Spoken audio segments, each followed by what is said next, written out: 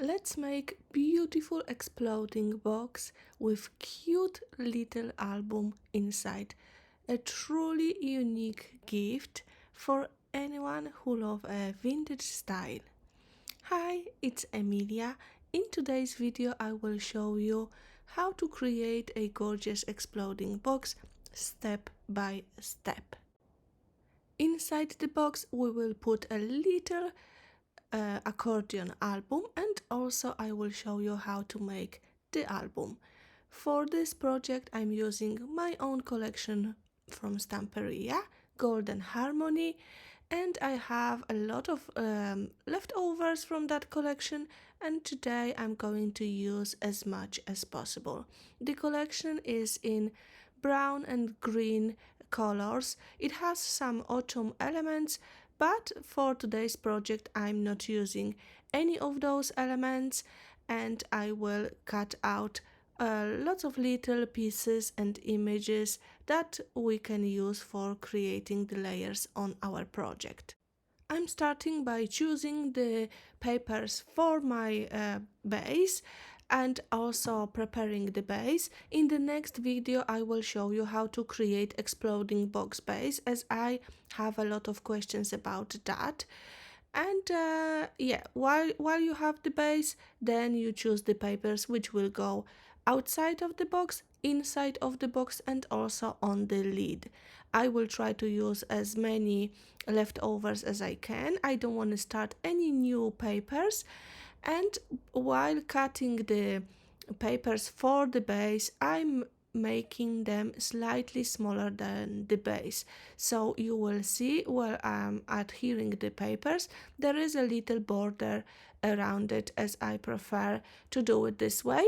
You can create the exploding box using pattern paper, but I usually use the craft paper, black paper or white paper, and then I will adhere pattern paper on top. This way your base is really sturdy because it will have the papers on both sides, and then you don't have to worry when you're adding a lot of layers that it will all go, funny wavy or whatever, because the base is really sturdy.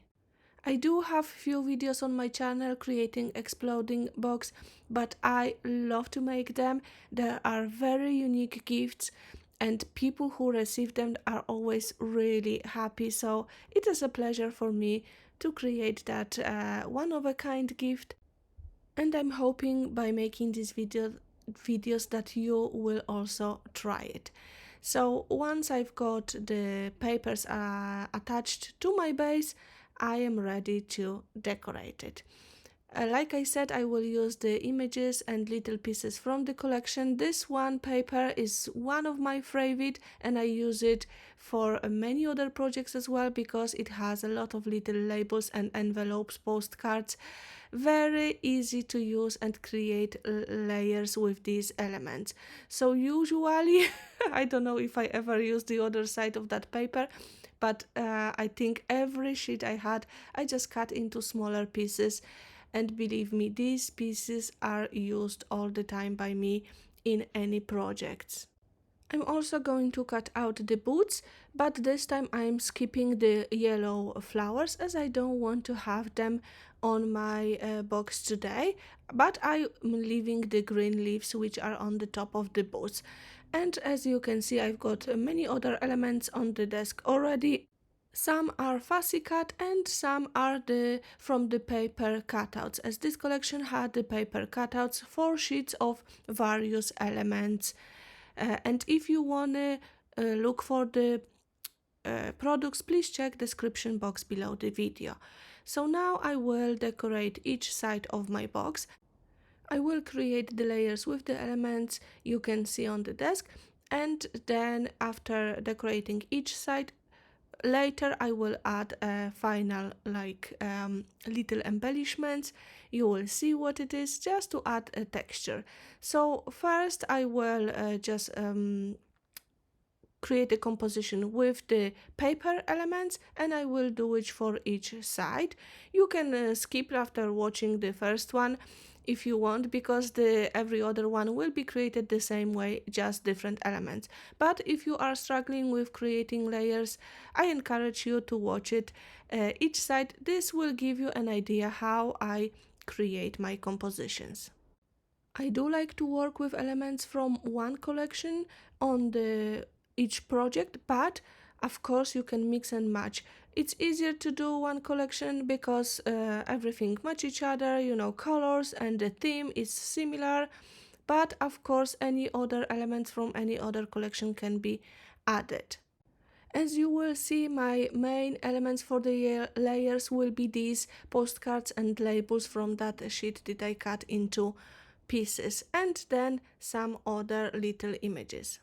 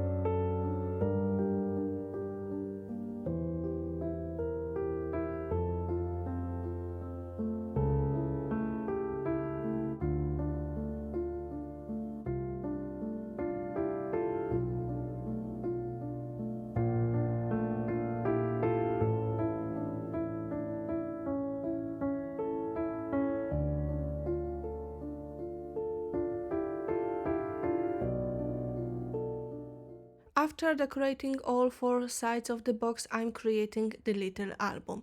So I've got two little chipboard squares. These are 8 by 8 centimeters.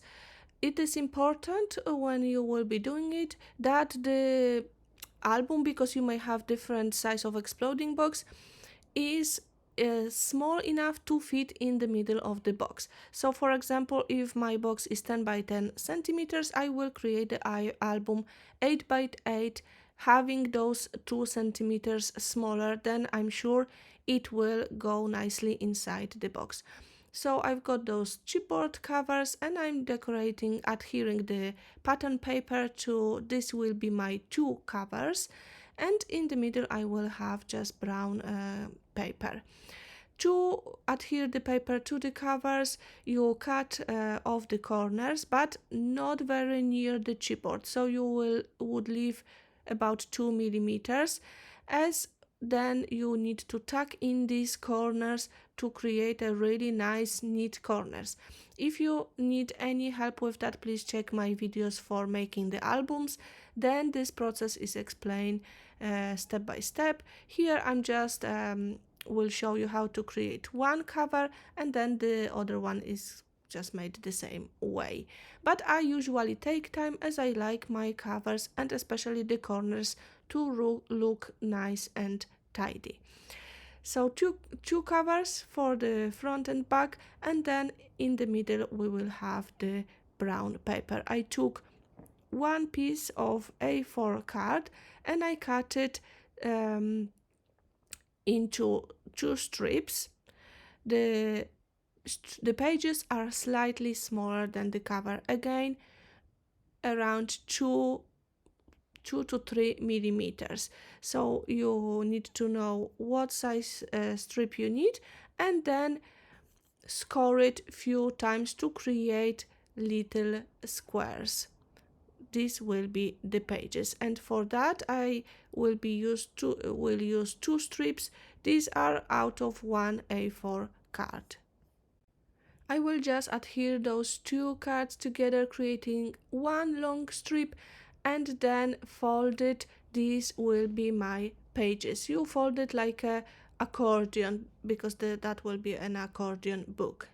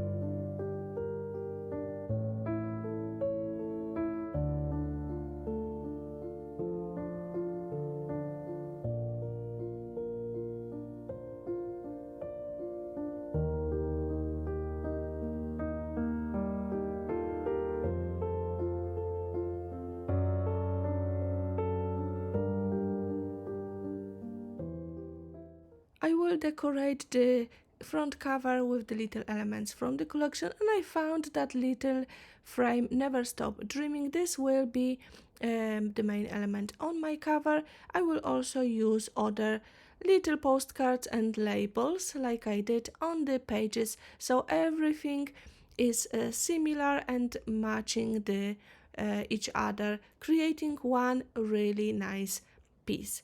For the cover, I will also use a little stamp. You can see it on the left side.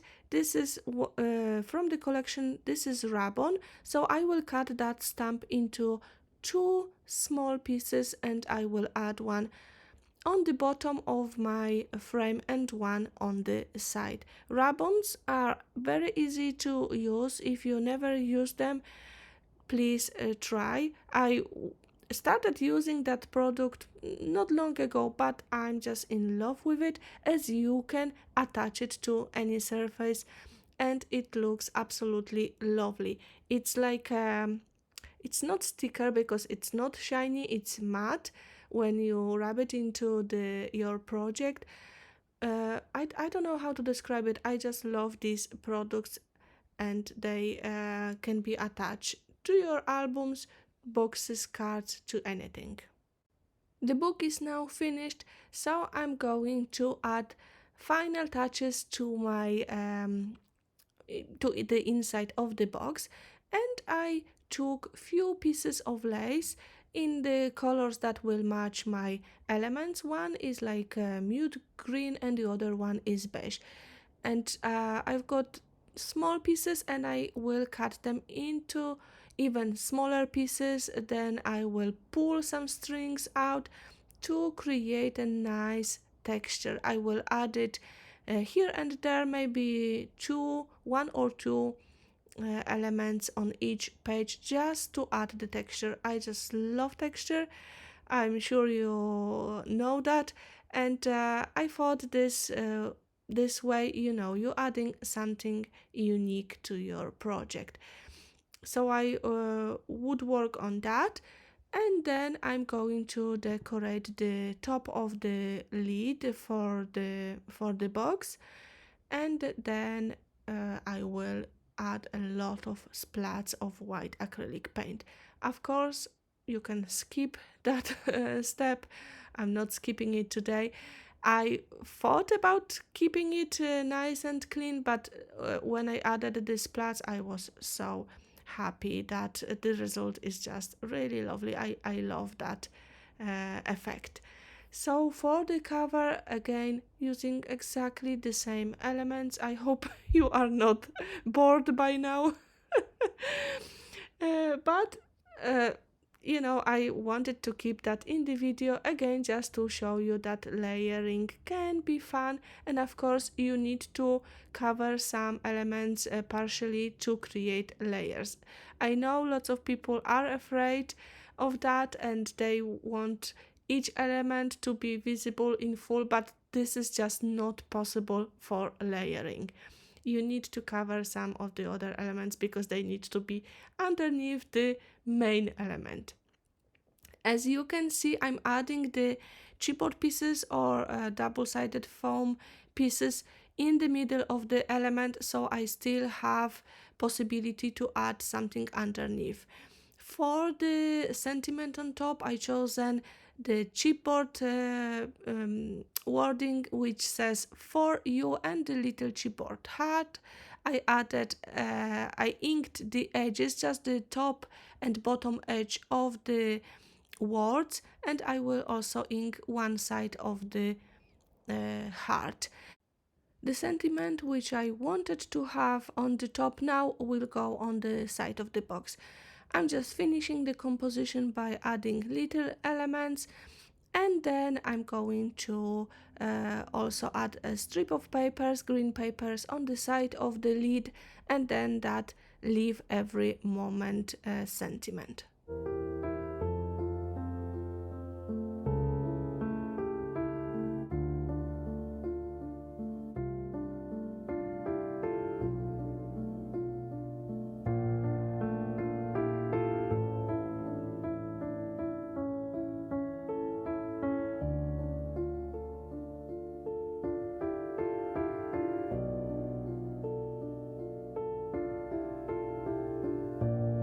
Very last step is just adding splats of white acrylic paint mixed with water. I'm using very small brush for that to have very tiny splats, and I just love how this box turned out. I hope you will also like it. It looks absolutely beautiful, and this is the gift for my friend. It's her upcoming birthday and I hope she will love it as well. Inside I'm going to add little images of us together, and well, I hope you like the video and you will be inspired by that and create your own version. Please let me know what you think. Thank you so much for joining me today, for commenting on my videos. It makes me so happy and I appreciate every comment. If you have any suggestions for my future videos, please let me know in the comments. I will read them all and I will try to create what you need, record what you want. Thank you so much again. Have a lovely creative day. Bye bye.